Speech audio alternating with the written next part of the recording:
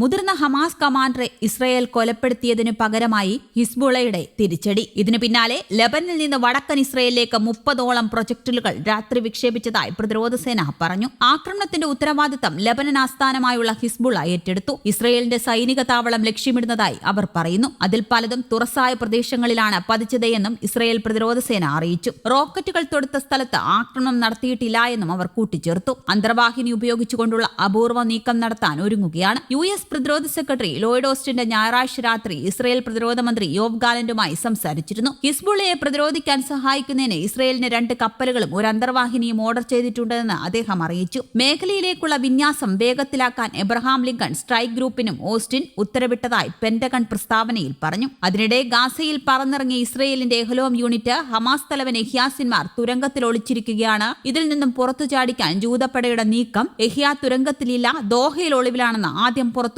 Report. എന്നാൽ ഇസ്മയിൽ ഹനിയ ഇറാനിൽ കൊല്ലപ്പെട്ടതോടെ Arab രാജ്യങ്ങൾ ഭീതിയിലാണ്. ഹമാസ് നേതാക്കൾക്ക് ഖത്തർ ഉൾപ്പെടെ രാജ്യങ്ങൾ അഭയം കൊടുക്കാൻ മടിക്കുകയുമാണ്. ദോഹയിൽ വട്ടമിട്ട് പറന്ന മൊസാദ് യഹ്യാ ഖത്തറിലില്ലെന്ന് സ്ഥിരീകരിച്ചിരിക്കുകയുമാണ്. തുർക്കിയിൽ ഒളിക്കുകയും അത്ര എളുപ്പമല്ല. റഫ മുതൽ തുർക്കി അതിർത്തി വരെയുള്ള തുരങ്കങ്ങൾ മൊസാദിന്റെയും IDFന്റെയും നിരീക്ഷണത്തിലുമാണ്. ഗാസയിൽ തന്നെ യഹ്യ ഉണ്ടെന്ന റിപ്പോർട്ടാണ് ഇസ്രയേലിന് ലഭിച്ചിരിക്കുന്നത്. പല ടണലുകളും നിരീക്ഷണത്തിലാണ്. സംശയിക്കുന്ന 7ഓളം തുരങ്കങ്ങൾ നിരീക്ഷണത്തിലാണ് എഹ്ലോം യൂണിറ്റിനെ ഇറക്കിയിരിക്കുന്നത്. IDFന് കയറാൻ പറ്റുന്ന ടണലുകളല്ല ഇത്. അതുകൊണ്ടാണ് എഹ്ലോം സംഘത്തെ എത്തിച്ചിരിക്കുന്നത്. ഹനിയ കൊല്ലപ്പെട്ടതോടെയാണ് ഹമാസിന്റെ രാഷ്ട്രീയകാര്യ മേധാവിയായ യഹ്യയെ പ്രഖ്യാപിച്ചത്. തൊട്ടു പിന്നാലെ ഇസ്രയേൽ പ്രഖ്യാപനമെത്തി. അടുത്തത് യഹ്യയെന്ന്. ഒക്ടോബർ 7 ആക്രമണത്തിന്റെ ഉത്തരവാദിയാണ് സിൻവാർ എന്നായിരുന്നു ഇസ്രയേൽ ഡിഫൻസ് ഫോഴ്സ് വക്താവ് ഡാനിയൽ ഹഗാരിയുടെ പരാമർശം. സിൻവാറിന് ഒരേ ഒരു സ്ഥാനം മാത്രമേ ഉള്ളൂ. അത് മുഹമ്മദ് ദെയ്ഫിനും 7 ആക്രമണം നടത്തിയ മറ്റുള്ളവർക്കും അരികിലാണ്. സിൻവാറിനു വേണ്ടി തങ്ങളൊരുക്കുന്ന ഒരേ ഒരിടം അതുമാത്രമാണെന്നും ഹഗാരി പ്രസ്താവിച്ചു. ജീവനോടെയോ അല്ലാതെയോ പിടികൂടുന്നതുവരെ യഹ്യയ്ക്കായുള്ള വേട്ട അവസാനിപ്പിക്കില്ല എന്നാണ് ഇസ്രയേലിന്റെ പ്രഖ്യാപനം.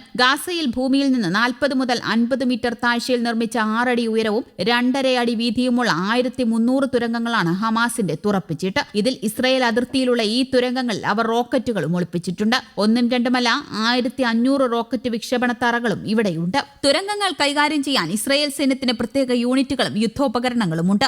IDF കോമ്പാക്ട് എഞ്ചിനീയറിംഗ് ക്രോപ്സിന് എഹ്ലോം യൂണിറ്റ് പോലെയുള്ള പ്രത്യേക യൂണിറ്റുകളുണ്ട്. ടണലുകളിലെ യുദ്ധം നിയന്ത്രിക്കാനായി ഇസ്രയേൽ രൂപീകരിച്ചതാണ് എഹ്ലോം എന്ന സവിശേഷ കമാൻഡോ യൂണിറ്റ്. അതിലെ സൈനികർ തുരങ്കങ്ങൾ കണ്ടെത്തുന്നതിലും നശിപ്പിക്കുന്നതിലും വൈദഗ്ധ്യം നേടിയിട്ടുമുണ്ട്. മോഡേൺ വാർ ഇൻസ്റ്റിറ്റ്യൂട്ടിലെ ജോൺ സ്പെൻസർ പറയുന്നത് പ്രകാരം ഭൂഗർഭ യുദ്ധങ്ങൾക്കായും ഇസ്രയേലിന് ആയുധങ്ങളുണ്ട്. തുരങ്കങ്ങളിൽ അന്വേഷണം നടത്താൻ പരിശീലനം ലഭിച്ച ഒക്കെറ്റ്സ് എന്ന നായ്ക്കളുടെ യൂണിറ്റും ഉണ്ട്. തുരങ്ക യുദ്ധത്തിൽ വൈദഗ്ധ്യമുള്ളവരുടെ ഇസ്രയേൽ സേന ഗാസാധിനിവേശത്തിനായി തീവ്ര പരിശീലനം നടത്തുന്നുണ്ടെന്നും ഹമാസ് തുരങ്കങ്ങളെ അനുകരിച്ച് നിർമ്മിച്ച തുരങ്കങ്ങളിലാണ് പരിശീലനം നടക്കുന്നത് എന്നും റിപ്പോർട്ടുകൾ പറയുന്നു. ഇസ്രയേൽ ബങ്കർ ബസ്റ്റർ യുദ്ധോപകരണങ്ങൾ ഉപയോഗിക്കുന്നുണ്ടെങ്കിലും ഇപ്പോൾ അയൺ സ്റ്റിംഗ് ലേസറും പ്രിസിഷൻ ഗൈഡഡ് മോട്ടോറുകളും യുദ്ധരംഗത്തേക്ക് വന്നിട്ടുണ്ട്. ഹമാസിനെ തുരങ്ക യുദ്ധത്തിൽ നേരിടാനായി സവിശേഷ സ്പോഞ്ച് ബോംബുകളും ഇസ്രയേൽ തയ്യാറാക്കുന്നുണ്ട് എന്നാണ് റിപ്പോർട്ടുകൾ. ബോംബ് എന്ന് പേരുണ്ടെങ്കിലും സ്പോഞ്ച് കെമിക്കൽ ഗ്രനേഡുകളാണ് ഇവ.